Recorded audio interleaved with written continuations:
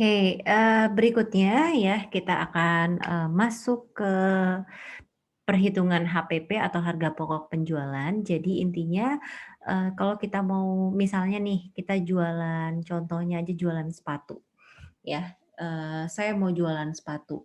Nah sebenarnya berapa sih harga pokok penjualan itu? Nah harga harga harga pokoknya si sepatu ini berapa? Harga, jualnya, nilai jualnya ini berapa sih sebenarnya? Nah ini harus diketahui. Nah ini tentunya nggak bisa dihitung kayak misalnya kita hitung, apa namanya, harga talinya 10.000 gitu satunya, terus habis itu harga kain yang ini dipotong bagi 5 apa segala macam. Nah, itu nggak bisa serta-merta dihitung, pakai jari. Nah, ini harus ada hitungannya gitu ya. Jadi bisa jadi barang-barang yang kita gunakan itu barang-barang sisa ya. Misalnya gini contohnya nih yang lebih gampang. Misalnya saya mau buat donat. Donat satu pak itu isinya 6 ya. Satu pak donat yang saya jual itu ada 6 donat. Nah, isinya misalnya donat coklat deh semuanya. Donat coklat semuanya. Nah, coklat yang saya butuhkan untuk satu pak donat itu kurang lebih eh,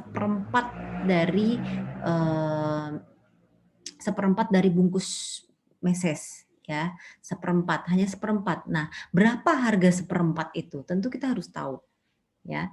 Terus kemudian minyak yang digunakan ya. Misalnya kalian pakai minyak curah yang 1 kilo misalnya gitu. Nah 1 kilo. Nah untuk goreng 6 biji ini berapa liter minyak yang kita butuhkan? Nah apakah dia bisa digunakan lagi? Kalau bisa digunakan lagi sampai berapa dia bisa digunakan? Ya sampai berapa kali penggunaan? Terus kemudian berapa harga satu kali penggunaan? Nah ini tentunya harus tahu gitu. Terus misalnya ada lagi nih mentega. Nah, mentega itu kita pakai mentega misalnya Blue Band deh, let's say Blue Band misalnya 1 kilo Blue Band. Nah, untuk ngolesin 6 ini berapa Blue Band dan harganya ya, harganya jadi berapa untuk 6 ini untuk 6 Blue Band untuk 6 apa namanya donat ini harga Blue Band-nya berapa? Berarti misalnya cuman dipakai 5 sendok misalnya atau 3-4 sendok gitu ya, 4 sendok kebanyakan deh kayak 3 sendok makan misalnya. Nah, harga 3 sendok makan Blue Band ini berapa? Nah, itulah yang kita hitung sekarang ya. Jadi kalau mau melakukan bisnis ya yang dihitung itu gitu. Oke, next. Nah, ini ya sorry, bisa dilihat detailnya lagi sebenarnya apa yang dimaksud dengan HPP dan lain sebagainya itu ada di ini ya. Di sini bisa dilihat di Jojonomic ini ya, di sini juga cukup lengkap. Ini semacam dia ada aplikasinya juga Jojonomic ini untuk masalah-masalah perekonomian atau keuangan. Nah, ini ada rumus-rumusnya. Jadi untuk menghitung HPP itu ada rumus-rumusnya. Jadi saya nggak perlu nih detailkan satu persatu sekarang ya, karena nanti kita juga akan melalui rumusan ini. Jadi tahap pertama nih untuk menghitung bahan baku yang digunakan dulu nih rumusnya. Ini yang kuning-kuning nih rumusnya. Nah kalau kalian masih belum paham juga ya, kalau udah baca nih ya kan, terus kalian harus lihat dulu yang di Jojonomic itu. Jadi nanti ada detailnya. Kalau saya jelaskan lewat video, nanti takutnya terlalu panjang videonya ya. Nah, ini ada contohnya yang sudah saya buat ya. Jadi saya mau bikin usaha makanan, kering kentang misalnya ya. Saya pengen bikin kering kentang. Nah, kering kentang ini otomatis itu membutuhkan kentangnya sendiri, misalnya minyak goreng, cabai dan lain sebagainya. Nah, tentunya misalnya untuk sekali produksi itu berapa? Nah, jadi kita bikin HPP ini satu kali produksi. Misalnya satu kali produksi saya itu bisa menciptakan 9 pack kentang ya, 9 pack kering kentang misalnya. Ini misalnya. Nah, 9 pack kering kentang ini tentunya berapa minyak yang dibutuhkan? Apakah di 1 kilo minyak kah? Atau bahkan setengah kilo. Nah, ini harus diketahui. Kentangnya berapa kilo ya, harganya berapa. Dan biasanya itu ada lebihnya yang kayak tadi saya bilang ya. Misalnya untuk 9 pack itu, waduh lebih satu kentang ternyata. Nah, atau bahkan lebihnya itu yang sudah barang setengah jadi, kalian sudah kentangnya digoreng, ya kan, kalian packing, oh ternyata masih ada nih lebih kentangnya, gitu ya. Kentangnya tuh lebihnya misalnya 100 gram, gitu ya. Jadi itulah yang kita hitung. Nah, di sini langsung aja kita masuk ya contohnya. Keterangannya ini ada keterangannya dulu, saldo awal bahan baku Rp0 karena kita tidak punya saldo awal bahan baku. Ini maksudnya adalah kita ya pure melakukan pembelian di awal semuanya ya. Jadi ini nol. Terus pembelian bahan baku, jadi kita lakukan pembelian bahan baku. Tapi kalau misalnya saldo awal bahan baku ini maksudnya, misalnya contohnya kalian sudah punya minyak goreng di rumah, harganya 10.000 misalnya. Minyak goreng itu ya kalian tulis 10.000 gitu ya. Nah yang dibeli apa? Nah ini yang dibeli gitu kan. Berarti minyak goreng nggak masuk di sini gitu ya. Nah ini per produksi ya, belinya per produksi. Bisa kalau kalian mau produksi 100 biji gitu ya, 100 packing, satu kali produksi ya boleh gitu. Nah kalau ini contohnya hanya 9 ya, ini kecilnya lah gitu, ini skala kecilnya. Kalau kalian mau bikin donat langsung 100 donat per hari gitu ya, per produksi, nah itu kalian bikin juga boleh gitu. Nah saldo awal di sini saya bikin 0 biar lebih gampang karena saya pengen bahan baku awalnya itu dibeli semuanya. Jadi saya punya pembelian bahan baku itu 109.000. Kemudian saldo akhir bahan baku. Nah, loh, ini apa nih saldo akhir bahan baku? Ya, saldo akhir bahan baku ini saya rincikan dulu nih pembelian bahan baku. Ini rinciin dulu minyak goreng harganya segini, yang kepake berapa. Misalnya minyak goreng 1 liter saya beli harganya misalnya nih 10.000. Ternyata yang dipakai itu nggak nyampe 1 liter untuk sekali produksi. Untuk sekali produksi itu saya cuman make misalnya 20 mili, misalnya 50 setengahnya ya, setengah liter misalnya. Berarti setengah dikali 10.000 berarti yang kepake cuma 5.000 harganya. Ya, yang nggak kepake berapa? 5.000 ya. Yang nggak kepake 5.000 karena kan setengahnya lagi nggak kepake. Nah, ini masukin di sini nih. Oke, sisa-sisanya apa aja? Nah, ini ditulis. Oke, sisa-sisanya. Beri keterangan apa saja barang yang sisa. Ya, harganya berapa.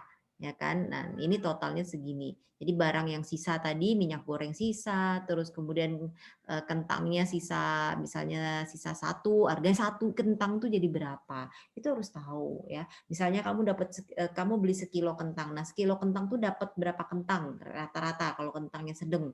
Nah, misalnya dapat berapa gitu ya. Misalnya dapat 4 kentang atau 5 kentang. Nah, ternyata yang dipakai cuma 4, berarti satunya itu ada harganya dong kentang tersebut gitu. Paham ya sampai di sini? Oke, kita lanjut lagi. Kemudian ada biaya tenaga kerja langsung. Maksudnya adalah kamu gaji karyawan kamu itu berapa. Kalau nggak punya karyawan tentunya kamu sendirilah yang menjadi karyawan. Ya, kalau kalian bertiga, berempat ya kalian berarti 4 karyawannya yang harus digaji ya. Kalau kalian kelompok nih, kalian ada 4 orang ya, berarti ada 4 orang yang harus digaji di sini. Per produksi itu berapa? Satu orangnya. Nah, kalau di sini totalnya itu per produksi itu 10.000 ya. Ini skala kecil nih. Terus biaya overhead. Biaya overhead ini biaya yang tidak terduga atau biaya yang di luar dari bahan baku. Misalnya gas, ya kan? Ini gas juga dihitung ya, dengerin, gas dihitung. Kalau gas 5 kilo itu berapa? Ya kan, kamu sekali produksi itu kira-kira harga gas kamu sekali produksi itu berapa? Oke. Terus kemudian kamu juga harus tahu aktivanya ya, aktivanya pasif sama yang aktif. Misalnya bahan-bahan bakunya itu kan yang lebih harus dibeli ulang. Tapi kalau kayak kompor gas gitu ya, itu kan enggak gitu ya. Itu kamu cuma beli sekali. Harganya berapa kompor gas di situ? Kamu harus jabarkan. Terus kemudian spatula, terus apalah talenan ya untuk motong, pisau, terus kemudian ya pokoknya semua-semuanya lah itu barang-barang di situ itu masukin aja di overhead ya, masukin aja di overhead. Nah, overhead ini kok bisa 5.000 Bu harga pisau Bu sekali produksi Bu gitu ya. Harga semuanya kok bisa 5.000. Contohnya, saya contohkan lagi.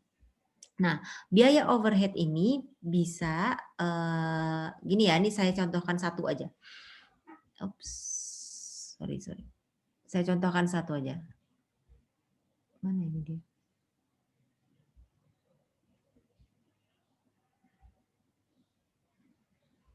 Nih. Oke, saya contohkan misalnya saya beli kompor. Ya, kompor 2 tungku. Ya, saya beli kompor gas harganya 500.000.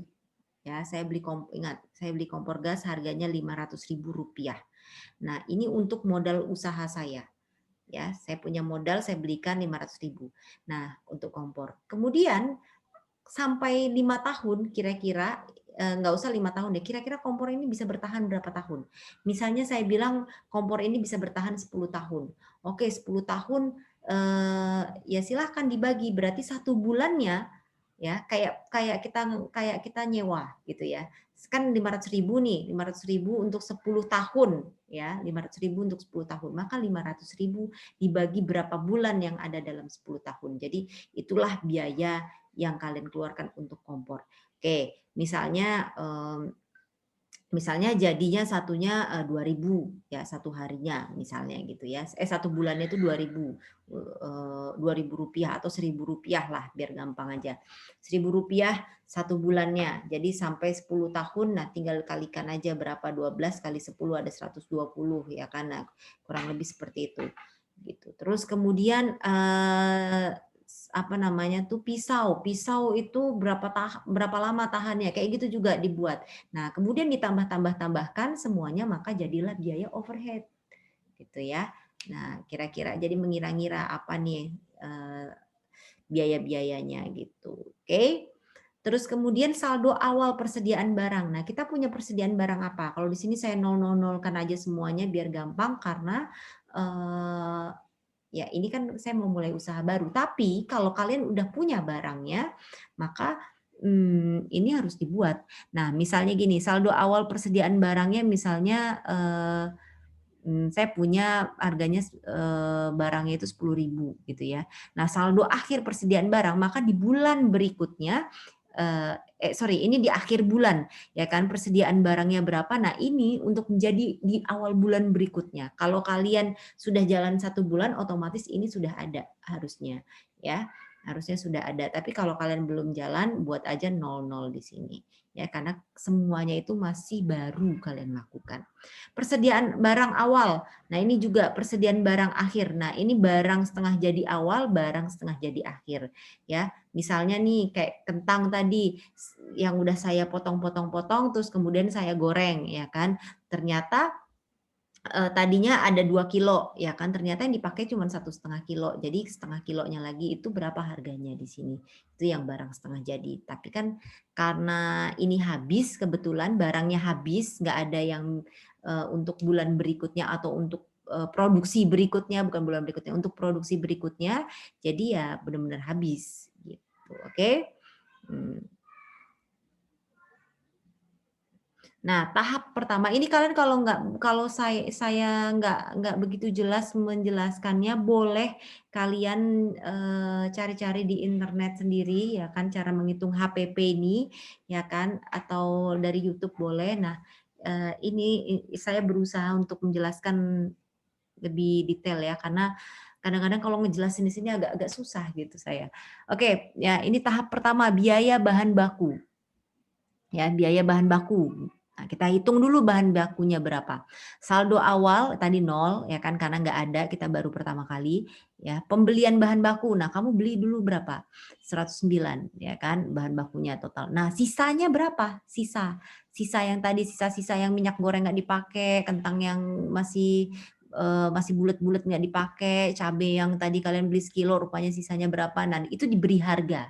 Kasih harga dan harganya pastinya harus sesuai ya, biar ininya juga sesuai. Jadi misalnya harga harga cabai misalnya 100.000 misalnya gitu ya, sekilonya misalnya kalian beli 100.000, sisa setengah kilo misalnya gitu ya, setengah kilo. Nah, setengah kilo itu berapa gitu.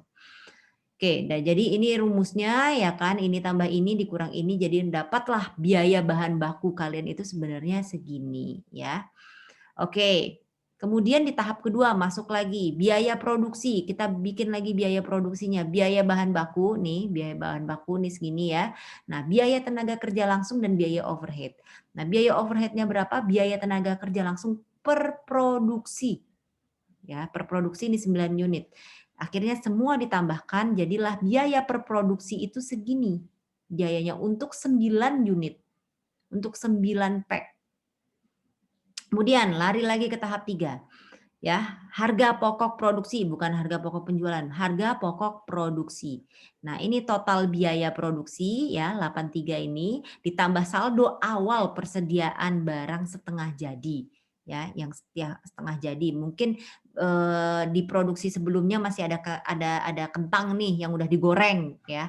Ada kentang yang udah digoreng. Nah, kita pakai lagi nih kentang yang udah digoreng tadi ya kan untuk nambahin kentang yang udah digoreng sekarang. Tadinya kentang yang udah digoreng sekarang ini 2 kilo, yang kemarin masih sisa setengah kilo, jadi 2,5 kilo di sini. Nah, itu berapa harganya setengah kilo tadi. Nah, kalau saya buat 0 di sini, karena memang nggak ada yang sisa gitu ya, jadi 0. Kemudian dikurangin saldo akhir persediaan setengah jadi. Nah, setelah digunakan ternyata sisanya seperempat gitu. Nah, seperempat ini berapa? Jadi setelah di packing lagi ya, tadi yang udah ditambahin sama yang punya kemarin, terus ditambahin dengan yang sekarang, ternyata setelah di packing lagi, sisanya seperempat. Seperempat ini berapa? Tapi sini 0 karena saya masih ini pertama. Oke, jadi dah ditambahin.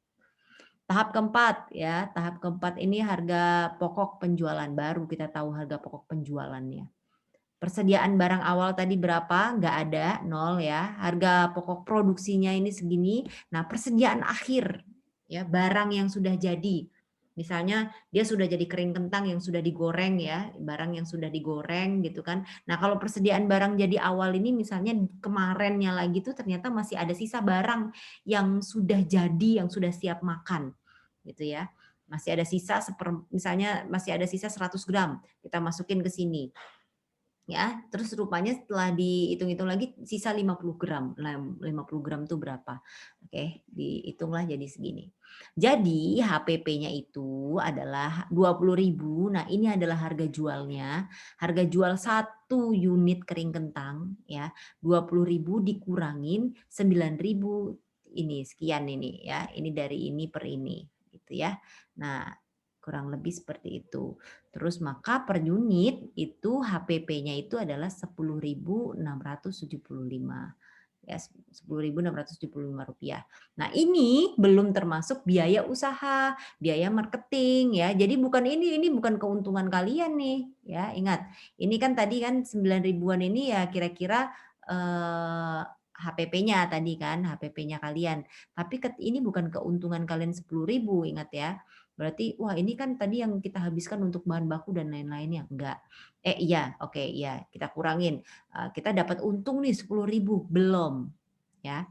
Karena ini belum termasuk biaya usaha, beban marketing, transportasi dan administrasi. Kita hitung lagi. Baru kita masuk ke laba rugi. Ya udah masuk HPP baru bisa masuk ke laba rugi. Nah, laba rugi per produksi 9 unit tadi, pendapatan penjualannya tadi kan 20.000 kali 9. Ya kan? Karena kan dia per produksi berapa? 9 unit. Sama dengan 180.000.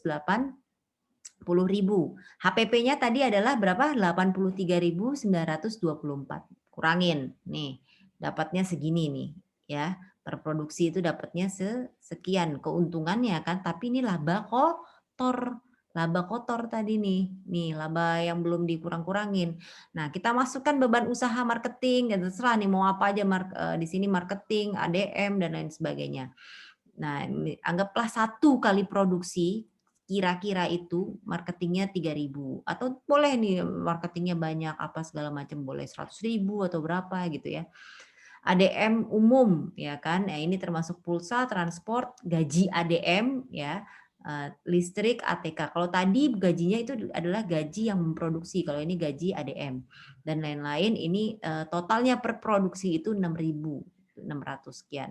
Nah, jadi ini ya kan jadi sekian nih, ini jadi 9.000. Oke, jadi 9.000. Maka ini dikurangi laba kotor, dikurangi jumlah beban usaha sama dengan laba bersih yang belum pajak.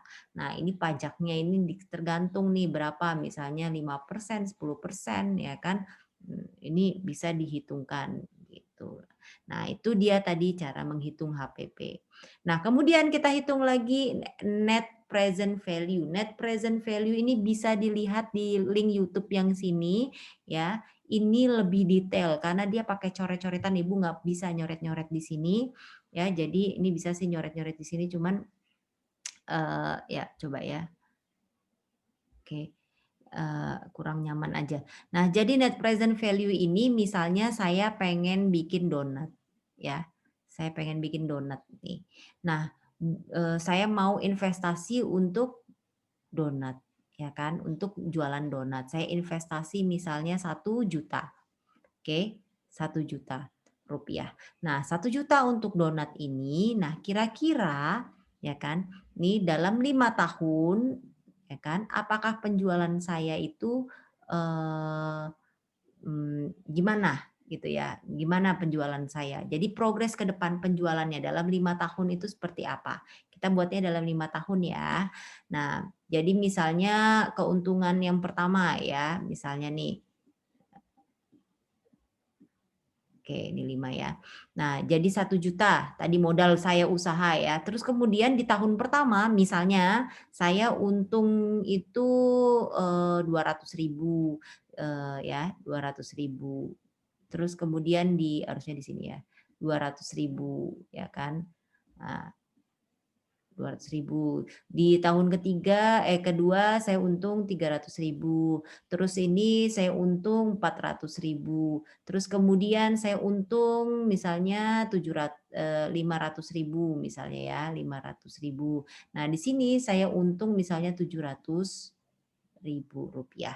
Nah, yang perlu kita ketahui nih, kalau misalnya logikanya, kalau kita ngitungnya per tahun ini pakai matematika sekolah dasar, 200 tambah 300, 500, tambah 400 itu 900, 900 tambah 500, 1.400, 1.400.000, tambah 700 kita sudah punya omset sekitar berapa tadi? 2 juta ya, 2 jutaan. 2.100.000 ya, 2.100.000. Kita udah bisa punya omset sekian lah kurang lebih 2 jutaan. Nah, kemudian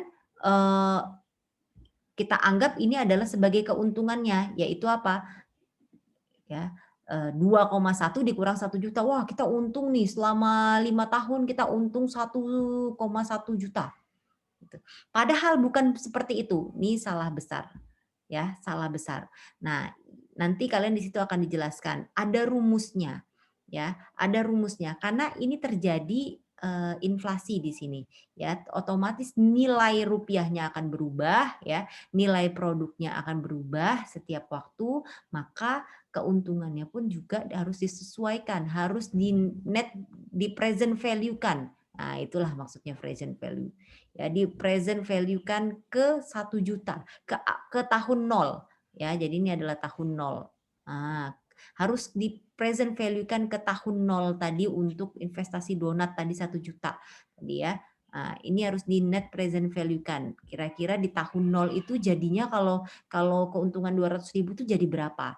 Keuntungan 300.000 itu jadi berapa di net present value kan dalam tahun 0 dan seterusnya. Maka misalnya 200.000 dia ternyata di tahun 0 itu ya diseimbangkan lah istilahnya, di present value kan di tahun yang sekarang ini ternyata keuntungan 200.000 setahun kemudian itu cuma 100.000 sekarang.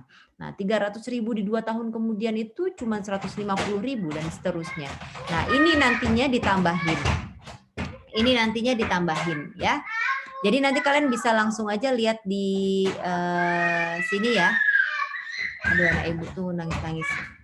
Jadi itu ya. Jadi nanti kalian bisa lihat langsung di YouTube ini jelas ya. Dia jelasin di situ.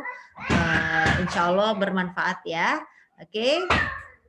Paling itu saja ya. Nah, ini untuk UTS-nya. Kalian ini membuat proposal kewirausahaan dengan baik ya. Kemudian membuat video berisikan presentasi proposal kewirausahaan, presentasi produk yang akan dijual, ya.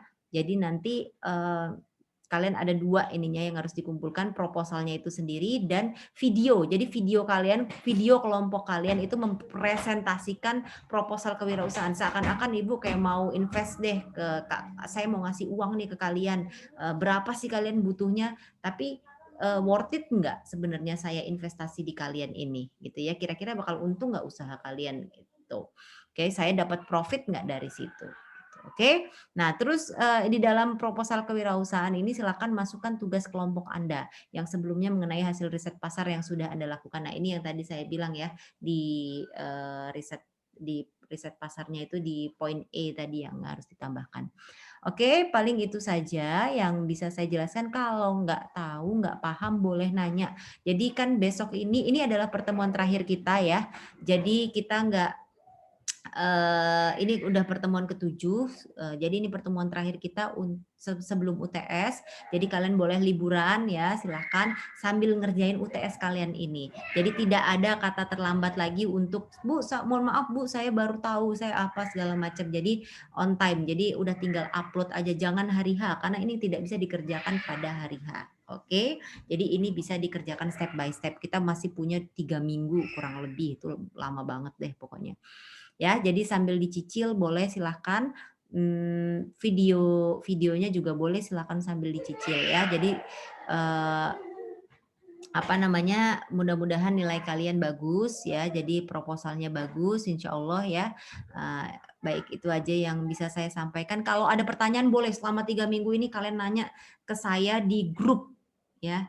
Kalian nanya di grup ke saya, "Bu, cara ini gimana Bu, tadi maksudnya seperti apa?" Nah, itu boleh ke saya langsung. Ya, oke, paling itu saja. Wassalamualaikum warahmatullahi wabarakatuh.